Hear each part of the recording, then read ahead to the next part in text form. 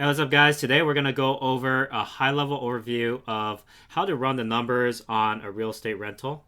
So I got a question from somebody who said, how can I just trust the numbers? Well, you shouldn't just trust the numbers. Obviously, you need to run the numbers yourself to make sure everything makes sense before you purchase a property. So let's take the general equation. You basically take the rental income either from a rental meter or Craigslist, and then you subtract all of your expenses, and then whatever's left is called the cash flow on the property.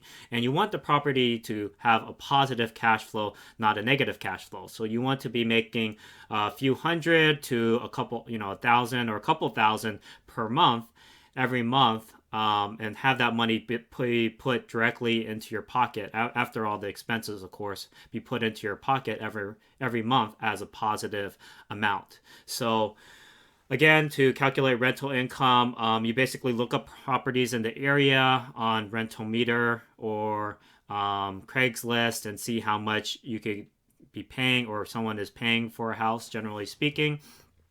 You could kind of also gauge the demand on Craigslist to see how many people are looking for properties or places to rent out.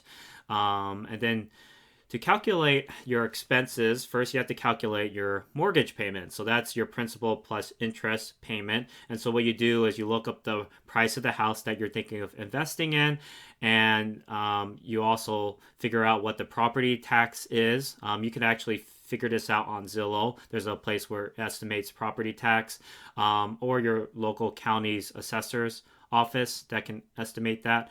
And then you could, you could call those people up. The other thing you want to get an estimate on is the homeowners insurance, and you can get quotes from just any insurance agency for your area. And then you subtract that out. That's basically your monthly payment toward the mortgage, your principal, interest, taxes, and insurance. We call that PITI. So you subtract that out. Then you have to estimate your repairs and renovations.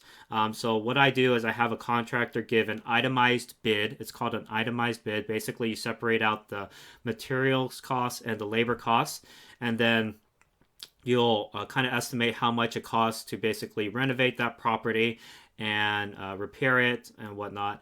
And so you'll subtract that out. And then for utilities, I do have my tenants pay utilities, so I actually don't have to subtract that out from my rental income because that's tenant paid for.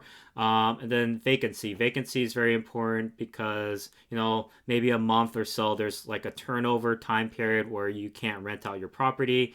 Or maybe you do have a back-to-back leases, and so you don't have any vacancy, but you do have to include that in your estimate. And then the last thing, of course, is closing costs on the loan. This could differ between different loan companies. Of course, shop around to see which one offers kind of the lowest closing costs.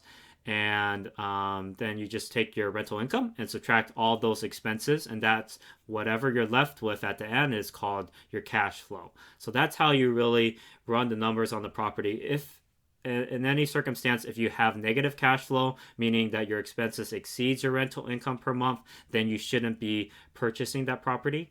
A quick rule of thumb you can use is called the 1% rule. If your rental income is 1%, your monthly rental income, that is 1% of the purchase price of the property, then that means the property will likely cash flow. Leave comments below, or if you have questions, please ask them below. Please like and subscribe, and I hope you guys enjoy this video, and I'll continue putting out these videos once a week for you guys. Thanks.